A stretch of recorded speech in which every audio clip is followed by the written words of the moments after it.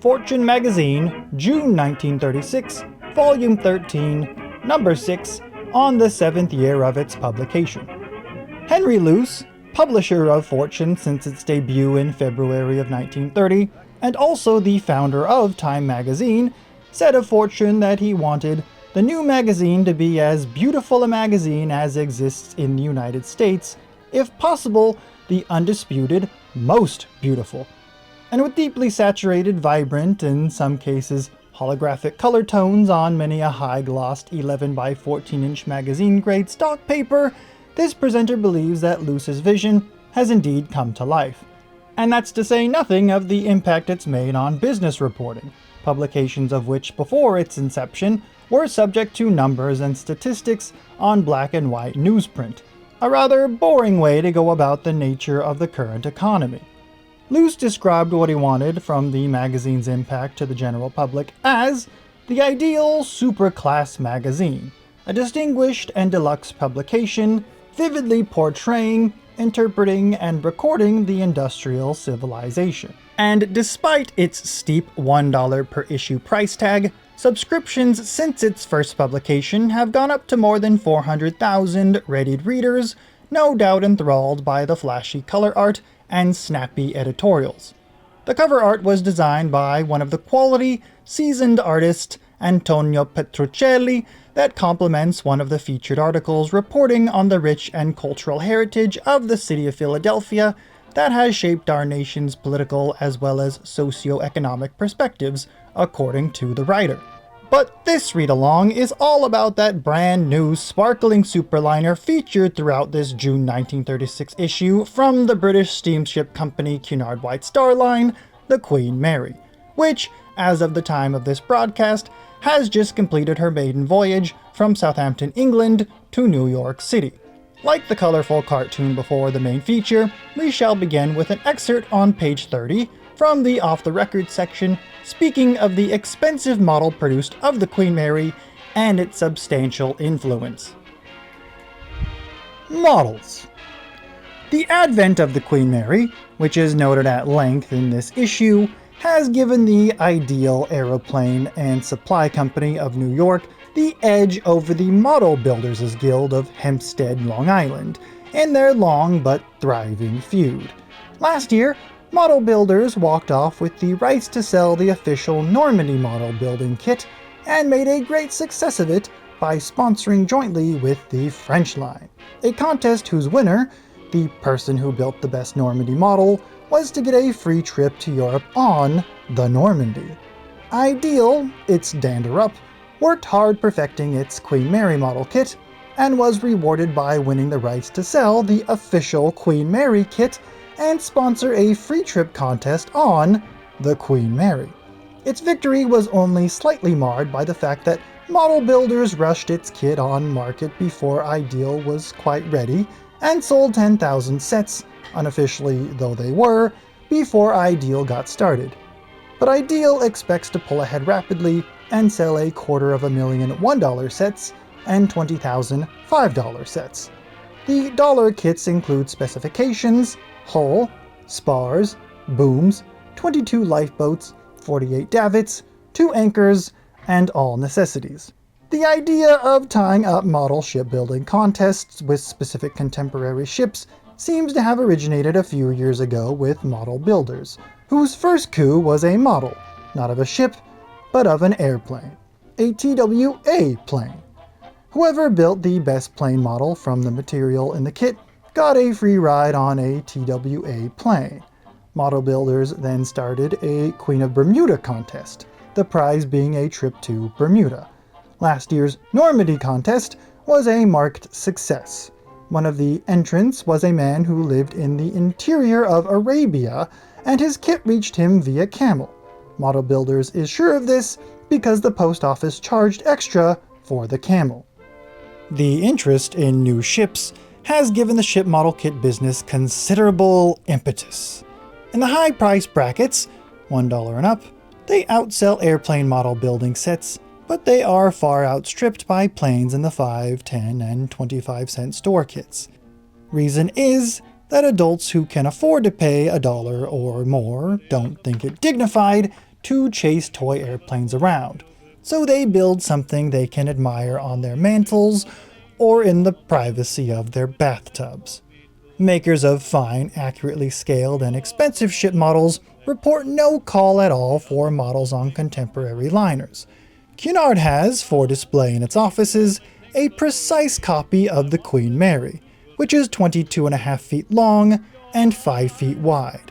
It was made in England, took 28 men 10 weeks to complete, and cost about $35,000, which is supposed to be an all-time high.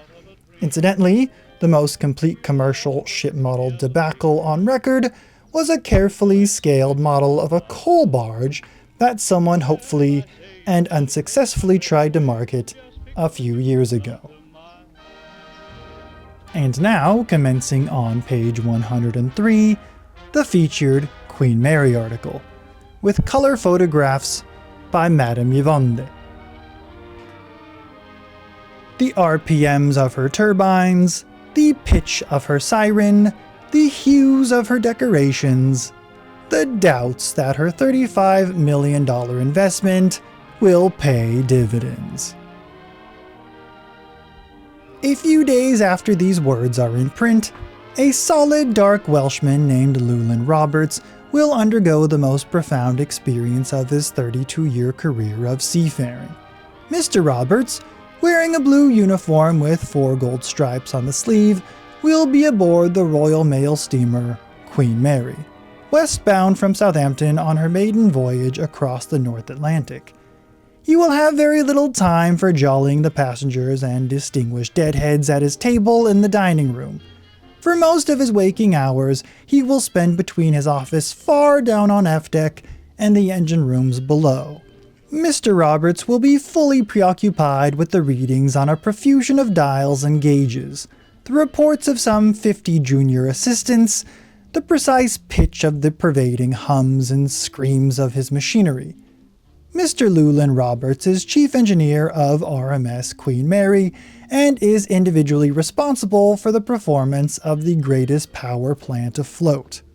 At a word of command from Commander Sir Edgar Theophilus Britton on the bridge 10 decks above, Chief Engineer Roberts must be ready to direct the full power of 200,000 horses in the form of steam pressure, through turbines and gear wheels and steel shafts to the 4 bronze propellers that can drive the 80,000-ton ship through the water at the prodigious speed of 34 knots.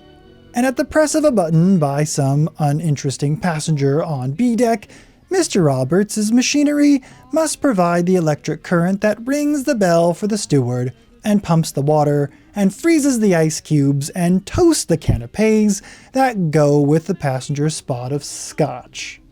The passengers' highball and the children's electric train and the stout lady's Turkish bath are important in their way.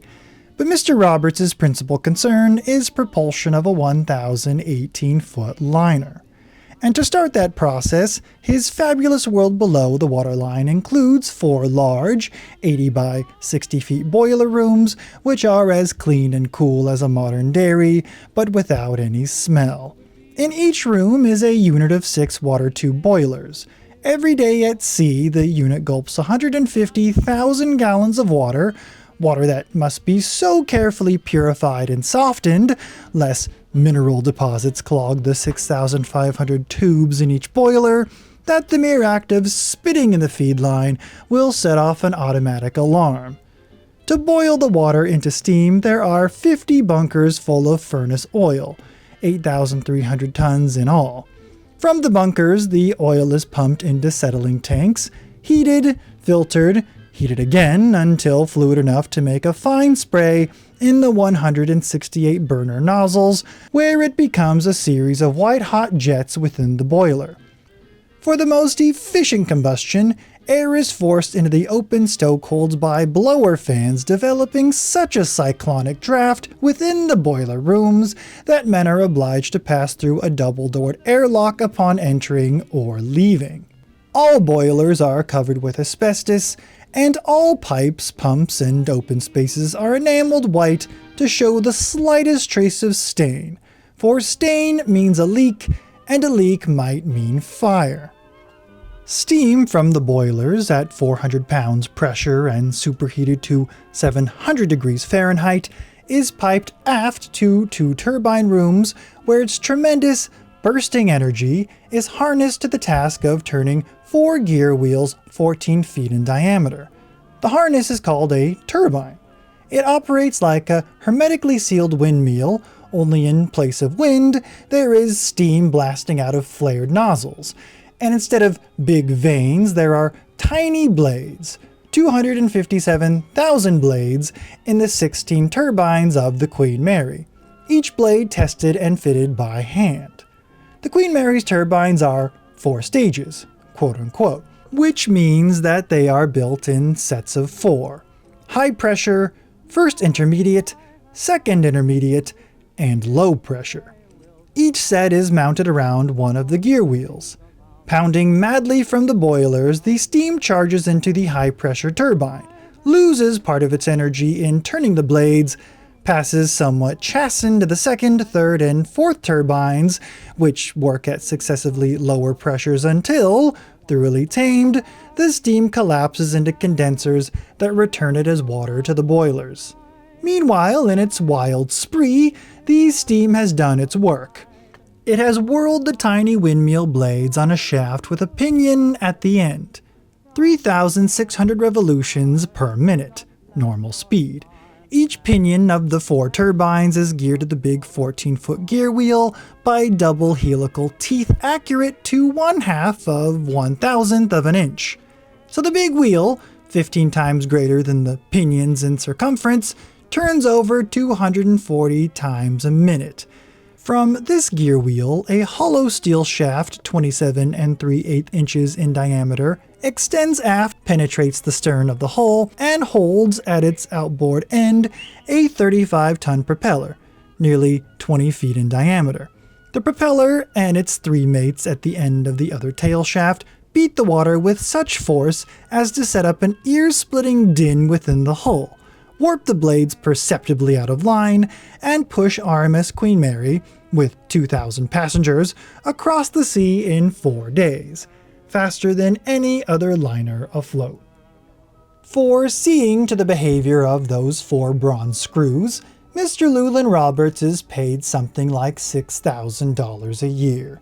His captain, Sir Edgar Britton, gets not much more. But his responsibilities do not end there, for there remain to be taken care of such unrelated objects as the gyroscopic compass, the everlasting light in the synagogue on B-deck, and the electric ham cooker in the kitchen. So between the boiler rooms and the lower hold are 2 steam turbine plants generating electric power for every piece of mechanism on the ship except the propellers. The larger plant provides current for the forced draft fans, lubricating oil pumps, water pumps, condenser, etc. in the engine room, and for the steering gear that swings the 140-ton rudder. The smaller plant, located well forward, is less vital to the Queen Mary's locomotion, but essential to the business of operating her to any sensible purpose. From it, through 4,000 miles of wire, goes current to light 30,000 lamps, to keep the gyroscopic compass spinning, and the repeaters ticking at their stations, to keep the Sperry iron mic faithful at the helm, and the telltale course recorders squiggling the ship's trail on a roll of paper, to pump the water into the 2 swimming pools, and touch off the steam siren whose note can be heard 10 miles, to operate the radio equipment, 32 wavelengths, 2 ship-to-shore telephone channels, equipment for broadcasts from shipboard, and the electric horses in the gymnasium, to heat the crow's nest for the lookout, and work the submarine echo sounder on the bridge, to warm the diesel engine oil for quick starting in the 24-powered lifeboats, and wipe the wheelhouse windows clear of sleet, to hoist the anchor and scour the kitchen knives, to make the colored lights change in the ballroom, and shoot carbon dioxide gas into a corner of the hold where the smoke detector on the bridge shows fire, to print the ship's newspaper and condition the air in the dining room, to close a watertight bulkhead door by the press of a button on the bridge and curl a passenger's hair. Thus, from Chief Engineer Llewellyn Roberts' monstrous plant flows the energy that makes R.M.S. Queen Mary a thing alive. And thus from Sir Edgar Britton's bridge is that energy directed to make the Queen Mary behave as a superliner should and indulge the whims of the passengers. Heart and nerve center, the two organs are, housed in the strongest, heaviest body that the shipbuilders of the River Clyde could devise. With her conventional blade bow and cruiser stern, the Queen Mary is a classic example of British conservatism. She is not the longest ship in the world, the Normandie is 11 feet longer, but she rides down in the water with the heaviest displacement tonnage and the longest waterline measurement, 1,004 feet, compared to the Normandie's 961. She is all foundation. Her architects didn't yield an inch in favor of the decorators. And if she is vaguely unexciting to look at, she is still such a magnificent vessel that the Britisher can afford the supreme conceit of Anglo-Saxon understatement. Yes, she's a good, sound ship. Public property. The individual Britisher's pride in the Queen Mary is particularly personal, because as a taxpayer, he has a definite stake in her.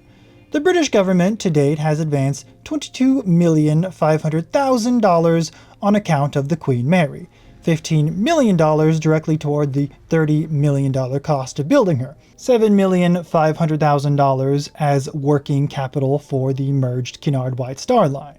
There will be more money advanced in the future, perhaps $1 million a year for carrying the mails, and indirect subsidies in the form of low interest and insurance rates. There were two prime reasons for the government's financing the Queen Mary, when Cunard in 1931 found itself unable to see it through alone. One reason was that Great Britain was plainly on her way to losing her top flight position as a North Atlantic passenger carrier. She had laid down not a single new big ship since the Aquitania in 1913. Ships built since the war included 12 Cunarders of 20,000 tons or less, 2 White Star motor ships, and Canadian Pacific's Empress of Britain. Also in 1921 and 1922, White Star Line recommissioned Germany's old Bismarck and Columbus, now respectively Majestic and Homeward. Meanwhile, in France, the Paris and the Ile-de-France slid down the ways, and the fabulous Normandie was started. Germany launched her superliners Bremen and Europa, Italy her flashy Rex and Conte di Savoia. Even the United States' comparatively small cabin ships, Manhattan and Washington, were giving Britain's aging monsters unpleasant competition. And the blue ribbon for fastest crossing, held for most of 22 years by the Mauretania, was grabbed away in 1929 by the Bremen and passed in turn to the Europa, Rex, and Normandie. The second circumstance making the Queen Mary a symbol of national resurgence was internal. Chronic unemployment in the shipbuilding industry and mean poverty along Scotland's Clydebank. The Queen Mary gave jobs for a while to some 7,000 workers, average for entire contract 3,000, and patronage to 572 concerns supplying materials and equipment for the ship. This was the big political issue involved in the stoppage of construction, for lack of funds, and the resumption nearly 3 years later with government backing. Thus, the Queen Mary, besides being an international gesture, became a sort of public works project. Like public works projects everywhere, she must submit to a measure of bitter scorn. She has been called unsound, a white elephant, Britain's boondoggle, among those British subjects concerned less with symbolism and the business of Britannia ruling the waves than with balance sheets. There are some who insist it is a simple arithmetical impossible for the Queen Mary to earn her keep. Many of the factors in the cost and profit equation are secrets of the Cunard White Star line. But shipbuilding and ship operation are sciences thoroughly explored, and men can be found capable of making sensible estimates. With the known facts plus informed guesses, the Queen Mary as a moneymaker, or loser, may be examined. Money coming in. Two imponderables must be arbitrated at the start. The first is the total cost of the Queen Mary, the second her probable average passenger load. The cost figure generally publicized by the Cunard White Star line is $30 million, not itemized. Of incidental interest is the fact that the Normandie costs $60 million. But that staggering figure is largely due to France's tenacious marriage to the gold standard. U.S. shipping men, equipped with all known specifications of the Queen Mary, do not see how she could have been built, even in Scotland, for less than $40 million. Making allowance for special pleading on one side of the ocean and undue cynicism on the other, a workable figure for overall cost might be $35 million.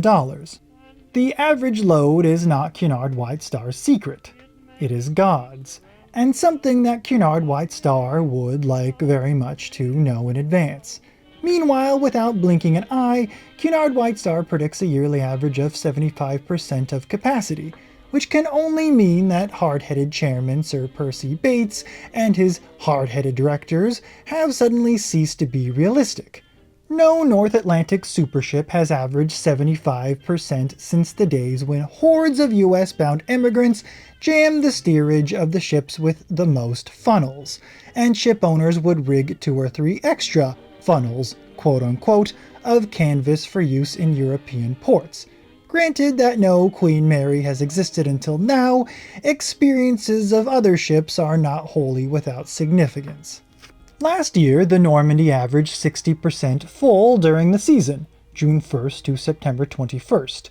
But if she had been operated during the winter, instead of laying up for the repairs intended to cure her disastrous vibrations, she might have carried 30% at the most, making an average for the year of less than 40%. On the other hand, she probably would have done better last summer, but for the vibration curse. The Bremen and Europa averaged 45% for last year. They suffered a certain loss of Jewish patronage, but travel agents say the loss was fully offset by anti-Semitic travelers attracted by the absence of Jews. Be that as it may, Norddeutster Lloyd is well pleased by the 45%, which it considers a record for superliners in these times. The experience of Cunard White Star's own big ships is interesting, although they were built long ago, with a third-class capacity far in excess of present-day requirements.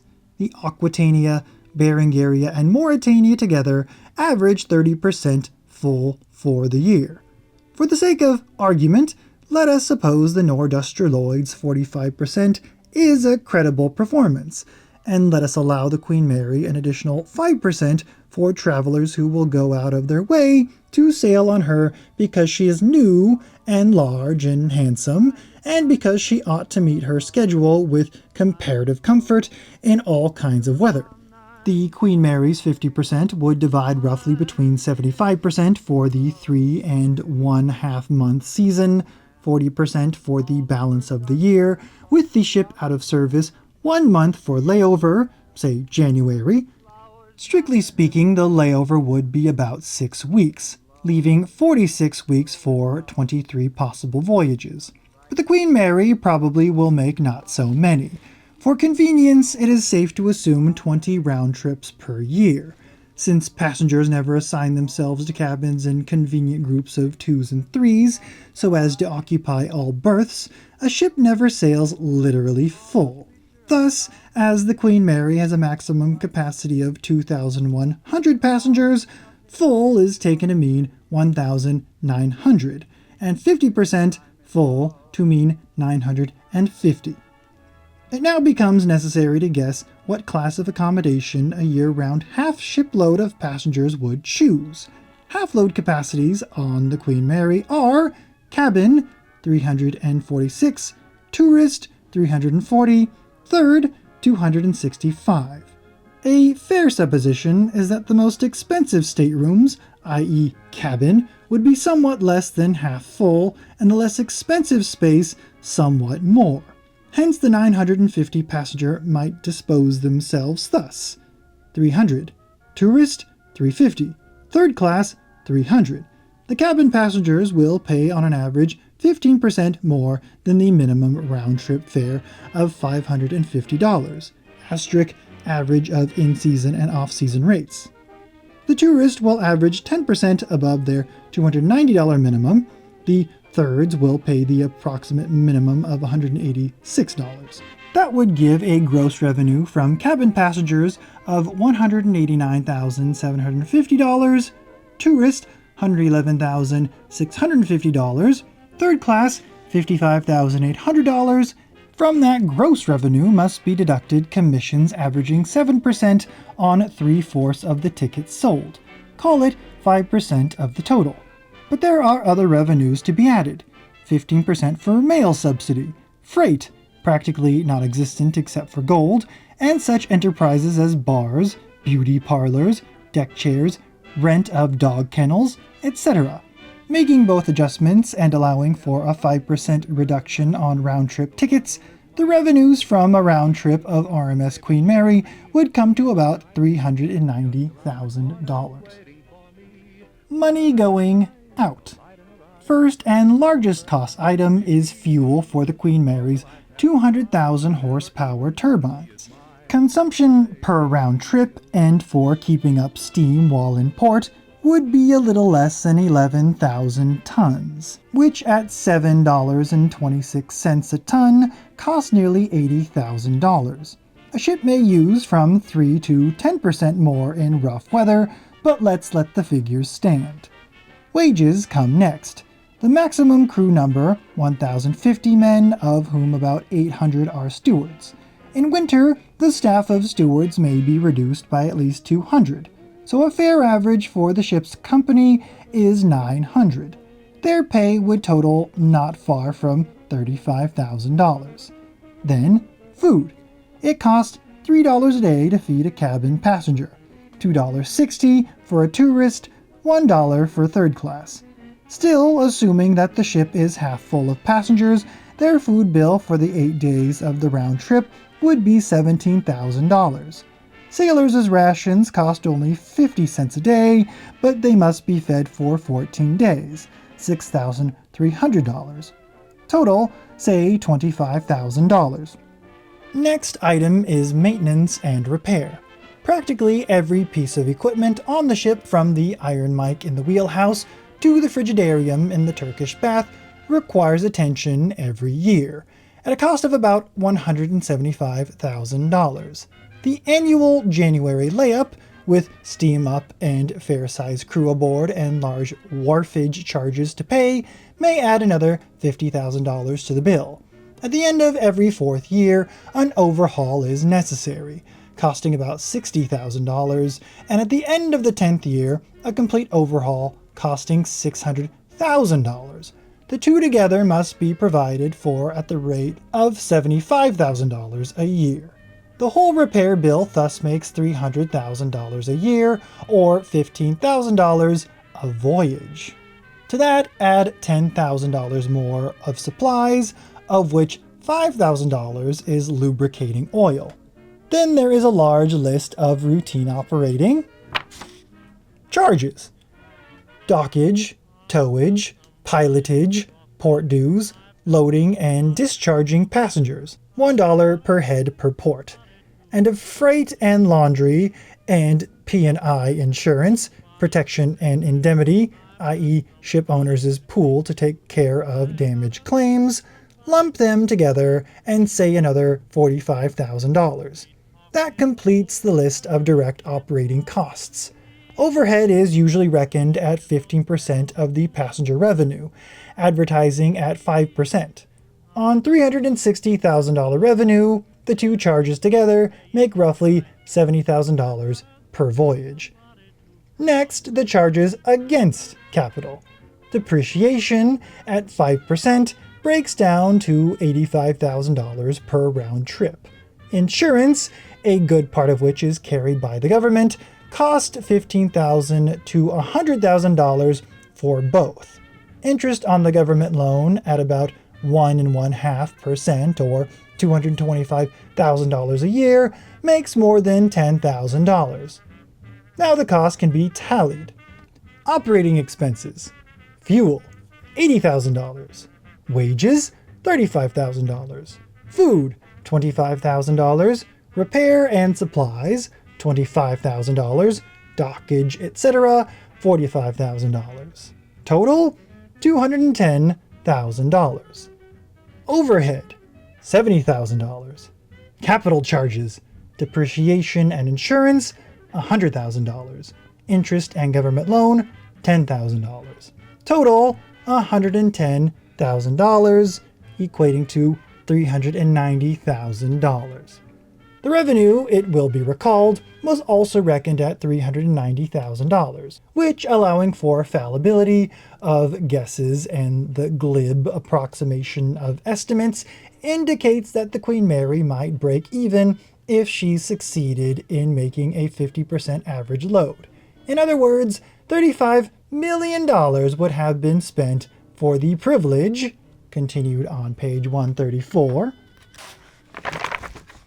of not losing any money. But operating costs are not all, and there remains a question of how much interest Cunard White Star must pay on capital borrowed on account of the ship. The government, as we have seen, lent $15 million toward construction costs. Of the remaining $15 million, or $20 million, it is not unreasonable to suppose that Cunard White Star raised a good part by its customary method of financing, i.e. discounting bills in the bill market. If the company borrowed as much as $10 million, the Queen Mary would be expected to earn 5% on that principal, or $25,000 per voyage, before profits were available for any other purpose. But let us forget that and consider the present indication that at 50% capacity, heretofore considered a remarkable good average business for a North Atlantic liner, the Queen Mary might hold her own.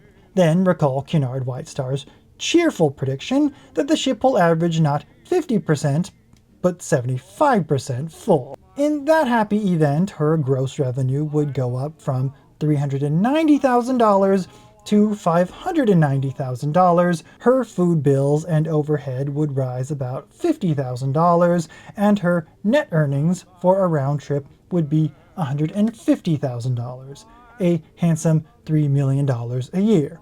Again, less interest on borrowed capital, which would pay for the ship in a little over 10 years. 10 years short of the period of obsolescence. In that same event, most shipping experts on the western shore of the Atlantic should feel morally obliged to return their diplomas to their respective engineering schools and forthwith hand their resignations to their employers. The big, quote-unquote, idea. The question of the Queen Mary's profit, or loss, inevitably raises the basic question of her size. Obvious even to a dull-witted schoolboy is the fact that a ship less big would cost less to build and less to operate. Then why an 80,000-ton ship? For luxury? Hardly. You can put the flossiest decorations in a tiny ship. For passenger capacity? No. The Queen Mary and the Normandie carry no more passengers than ships 2/3 their tonnage or less, such as the Bremen, the Europa, the Aquitania, the Berengaria. Then why? Wearily defensively, Cunard White Star has been repeating its answer for the last 5 years. The Queen Mary had to be that big to average 30 knots, and she has to average 30 knots to cross the ocean regularly in 4 days, although she may not attempt it in her first few crossings. And she has to cross in 4 days to make a round trip in 2 weeks. And she has to do it in 2 weeks so that when her sister ship is built, the two can maintain a weekly service, sailing every Wednesday from Southampton and New York, And that's the objective of the whole program. At that point, the skeptic points out that a weekly sailing schedule has long been provided by 3 slower, smaller ships, i.e. Aquitania, Berengaria, Mauretania, to which Cunard White Star argues that it is cheaper to operate 2 ships than 3, and carries that logic to the conclusion that it will be more profitable to operate the Queen Mary and her sister than the Aquitania, Berengaria, and Mauretania. The necessary ship speed for a weekly service was arrived at thus. Cunard White Star took the number of hours in a week and subtracted from it the number of hours it takes for a brigade of scrubwomen to clean a giant ship. While this is going on, the ship must make haste to lap up 6,000 tons of water, 8,300 tons of fuel oil, and take into her belly 70 tons of meat, 20 tons of fish, 3 tons of coffee, specially ground for the American palate, 1,000 kegs of butter, 4,000 chickens and ducks, 70,000 eggs, 30 tons of potatoes, 40,000 pounds of vegetables, 600 crates of apples and oranges, 100,000 bottles of wines, liquors, cordials, beer, and mineral water. The job must be arranged with enough time left over to let passengers board and disembark with some leisure, so 50 hours are generally allotted. There are 168 hours in the week. If 50 are required at Southampton, 8 for the call to Cherbourg, and 5 from Ambrose Channel vessel to New York berth, that leaves 105 hours. 110 traveling west, 100 traveling east for the 3,160 miles of the Atlantic track. This calls for an average speed of 30 knots, 28.7 westbound, 31.6 eastbound. And to average 30 knots in all weather, a ship must have several knots in reserve. So a 30-knot average became the first specification, and from that factor the equation of the Queen Mary's dimensions flowered like a plant. Since the horsepower required to drive a given ship increases as the cube of the speed, and since a heavy power plant needs a heavy hull to support it, it was necessary to increase both power and size until the 30-knot ship worked out at 200,000 horsepower, 1,018 feet, and 80,000 tons, with a beam of 118 feet. Asterisk. British shipmen charged that when the French learned the Queen Mary's proposed length, they added the rakish clipper bow on the Normandie to beat the Queen Mary's by 11 feet. But the Queen Mary's displacement tonnage, 77,500, is greater than any other passenger vessel and exceeds the Normandie by 10,000 tons. With those basic specifications drawn up by Cunard Line engineers in 1929, the contract for the ship, then known as Cunarder 534, was let in December 1930 to the shipbuilding firm of John Brown & Company Limited, whose yard on the River Clyde near Glasgow spawned such crafts as the Lusitania, Aquitania, Empress of Britain, R.M.S. Hood. Familiar to most news readers is the story of how Cunard, harassed by depression, called the job off just a year later, sending 3,000 workmen home to join the miserable thousands of Clydebanks unemployed for Christmas. How for over 2 years the 534's skeleton remained untouched, while Britain's maritime prestige and the condition of Clydebank's workers became a joint national issue. How the British government, prodded by the Prince of Wales, finally shouldered the burden by compelling Cunard to absorb White Star, funds lent by the government, and thus eliminate British competition in the North Atlantic. How in April 1934 the clatter of the rivet rang again along the banks of the Clyde, and a year later Her Majesty Queen Mary sent her namesake sliding down the ways. So the British got what they wanted, a super luxury liner that must justify itself on the North Atlantic, being too big to pass through a canal for a world cruise or to enter small ports off the beaten track. As to how she will fare commercially, the layman must choose between Cunard White Star's brave predictions of handsome profits, $150,000 a round trip, one Liverpool official stoutly insisted, and the cynical wagers of competitors that she will lose $75,000 to $100,000. At least the Queen Mary need fear no competition from her own family. Cunard White Star has already scrapped the Mauretania, Olympic, Homeric, Adriatic, Albertic, Doric, Calgeric. The Majestic has not returned to service this year and probably will not, making 250,000 tons scrapped in all. And the 52,000-ton bearing area will follow along to the junk heap when the Queen Mary's sister joins the fleet. The Queen Mary may well expect to gather in the bulk of the regular Cunard White Star passenger who formerly sailed on the scrap ships. But outside competition will be hot, and already there is talk that the German combination of Norduster Lloyd and Hapag proposes to build a fleet of 4 ships capable of averaging 36 knots. That they will not be big ships, but by virtue of new technologies in shipbuilding, will be about 32,000 or 34,000 tons. To this day, Cunard White Star and John Brown and Company stoutly insist that no such ship can operate at such a speed with safety and comfort to passengers. Yet only last April in the London Daily Telegraph appeared a short item by Hector Bywater, foremost maritime and naval commentator in Great Britain.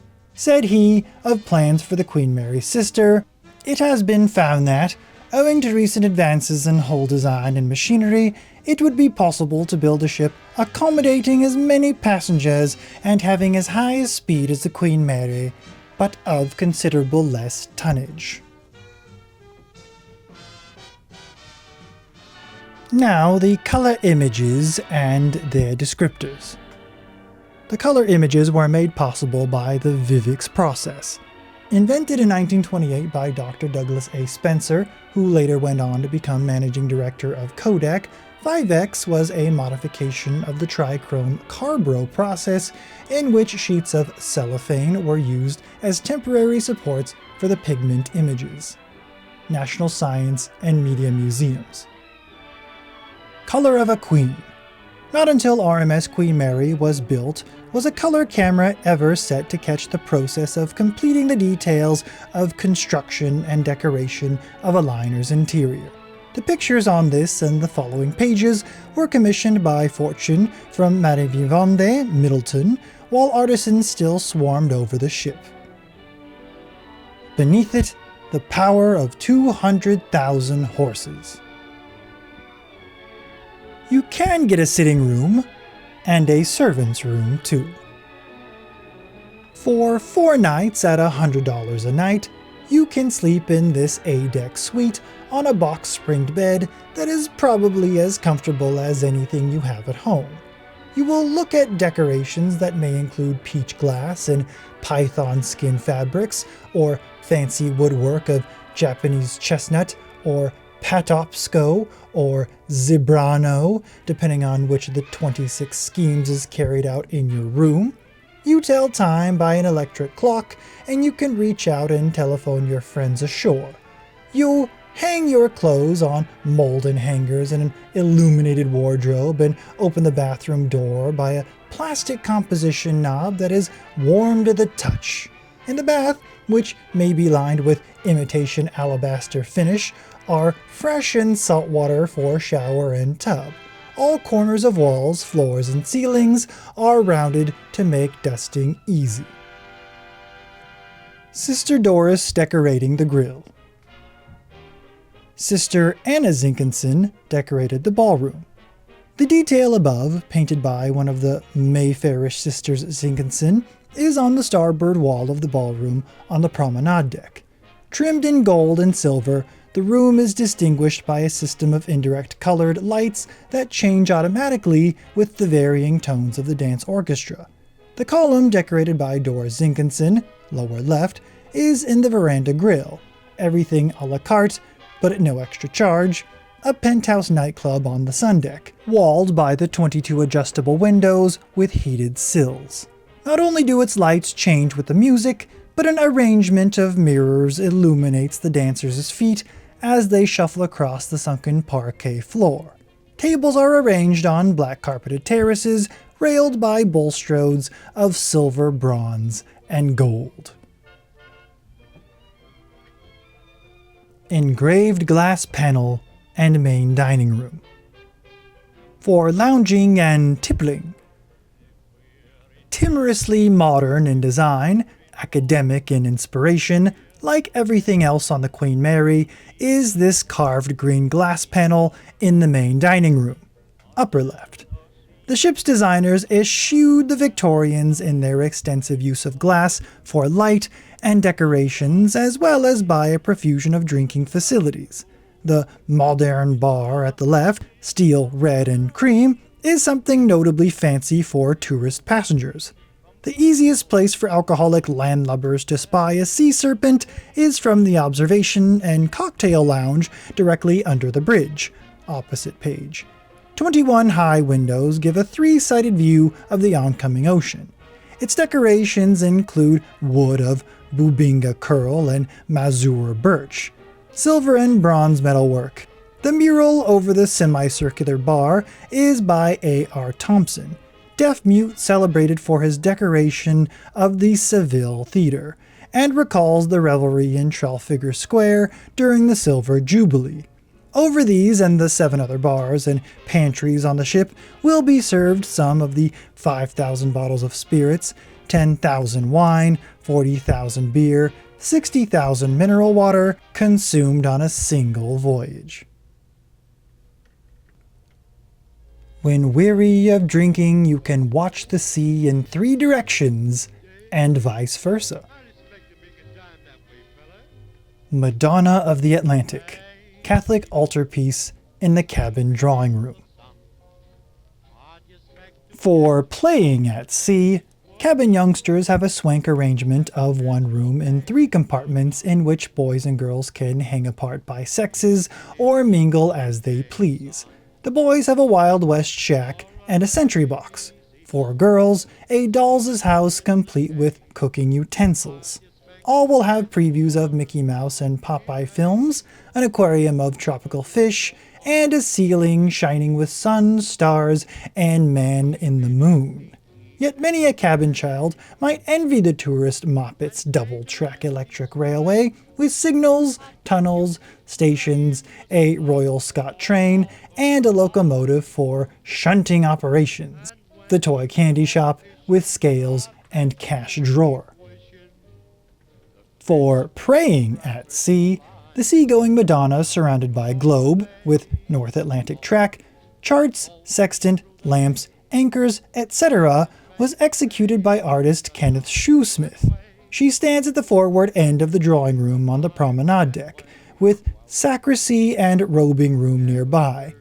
Not shown in the pictures or mentioned in Queen Mary publicity is the synagogue, located on B-deck amidship, exquisitely wrought by Jewish architect C.J. April. The Hebrew chapel is complete with shakran, curved reading desk, miniature holy ark containing the Torah, scroll of the law, written on parchment by hand from memory by learned scholars, and electric ner tomid, everlasting light. Around the walls are inlaid inscriptions in Hebrew, wood brought from Palestine. First synagogue on any liner, the Queen Mary's is being imitated in the reconditioned Normandie. Amid rose-pink chairs, carved pinewood panels, a North Atlantic map with moving ship model. The cabin passenger eats his meals. The half-acre main restaurant, 3 decks deep and the full width of the ship, is the largest room afloat. But for those who find it too cramped, there are 4 private dining rooms like the one above.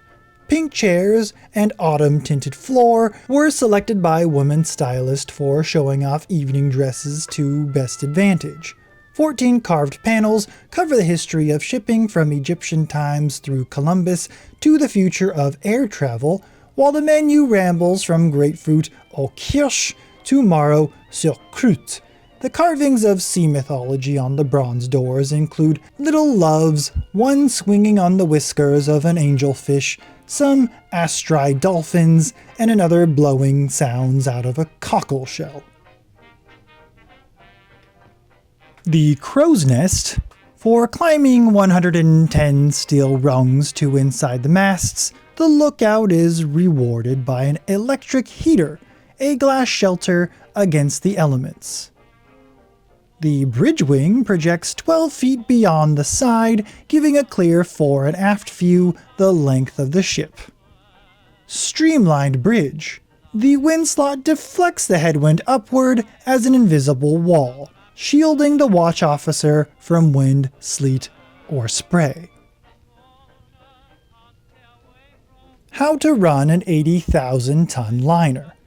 Whenever anything mechanical occurs under the never-setting British sun, you will find it profusely diagrammed in the Illustrated London News by George Horace Davis.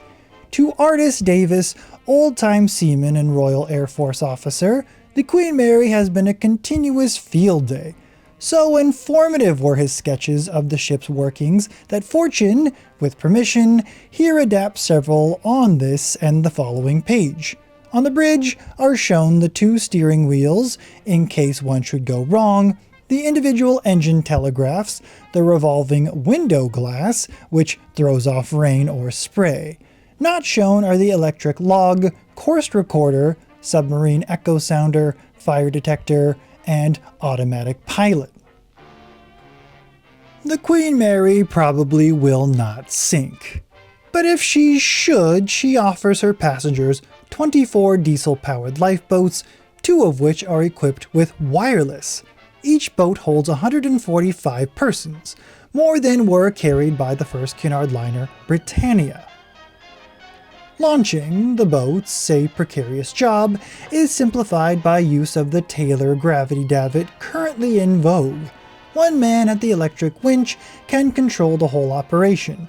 Launching automatically disconnects a cable by which, while the boat is hanging to its davits, electric currents keep the diesel engines warm for quick starting. Lifeboat inventory. Spirit's compass with lamps, 5 15-foot oars, 2 both hooks, 2 axes, 2 fire extinguishers, canvas anchor, bailer, brass lamp and gallon of oil, gallon of storm oil in perforated bag, tin of red distress flares, matches, toolbox, lifelines, quart of fresh water per passenger, 1 pound tin of condensed milk per passenger, and 21 pounds of biscuits per passenger. All generously given by Harrison after G.H. Davis, 1936 copyright by the Illustrated London News. This has been the June 1936 Fortune magazine issue featuring the article about the Queen Mary. Thank you, and please subscribe for more material like this.